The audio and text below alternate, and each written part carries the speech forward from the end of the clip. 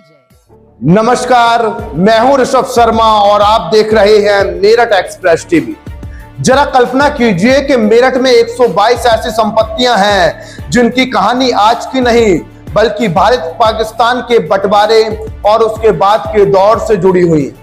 अब इन संपत्तियों पर सरकार की नजर है और इन्हें नीलाम करने की प्रक्रिया आगे बढ़ाई जा रही है। लेकिन सवाल यह है कि आखिर ये 122 संपत्तियां किसकी थी, इन्हें शत्रु संपत्ति क्यों कहा गया और अब सरकार इन्हें बेचने की तैयारी आखिर क्यों कर रही है। आज हम आपको बताएंगे कि मेरठ की इन 122 संपत्तियों की पूरी कहानी, कहां ये संपत्तियां हैं, इन पर कब्जे की क्या स्थिति है और नीलामी से पहले सरकार को किन किन चुनौतियों का सामना करना पड़ सकता है। दरअसल भारत पाकिस्तान विभाजन और उसके बाद के दौर में कई लोग भारत छोड़कर पाकिस्तान या कई दूसरे देशों में चले गए।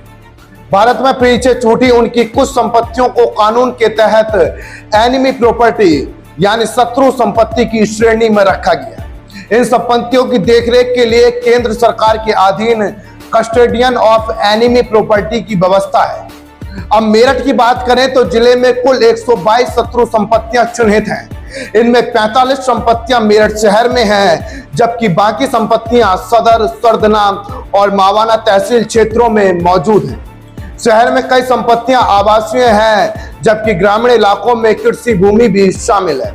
अब सबसे बड़ी बात यह है कि इन संपत्तियों को लेकर सरकार की योजना क्या है।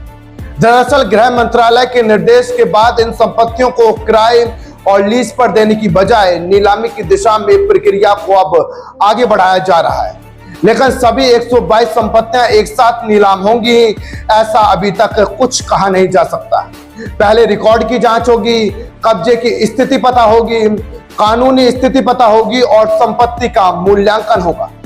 उसके बाद ये संपत्तियों की नीलामी होगी। यहीं पर सबसे बड़ी चुनौती सामने आती है कब्जा। कुछ संपत्तियों पर अवैध कब्जे की समस्या बताई गई है।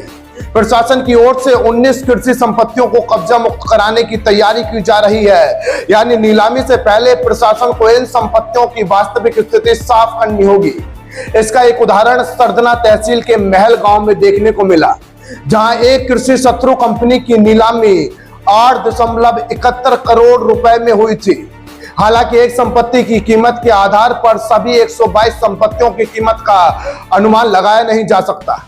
अब असल नजर इस बात पर होगी कि आने वाले दिनों में कितनी संपत्तियां कब्जा मुक्त होती हैं, उनका मूल्यांकन कितना होता है और नीलामी की प्रक्रिया कब शुरू होती है। यानी मेरठ की 122 शत्रु संपत्तियों की कहानी अब सिर्फ पुरानी सरकारी रिकॉर्ड की कहानी नहीं है। अब इन संपत्तियों के भविष्य पर बड़ा फैसला होने जा रहा है।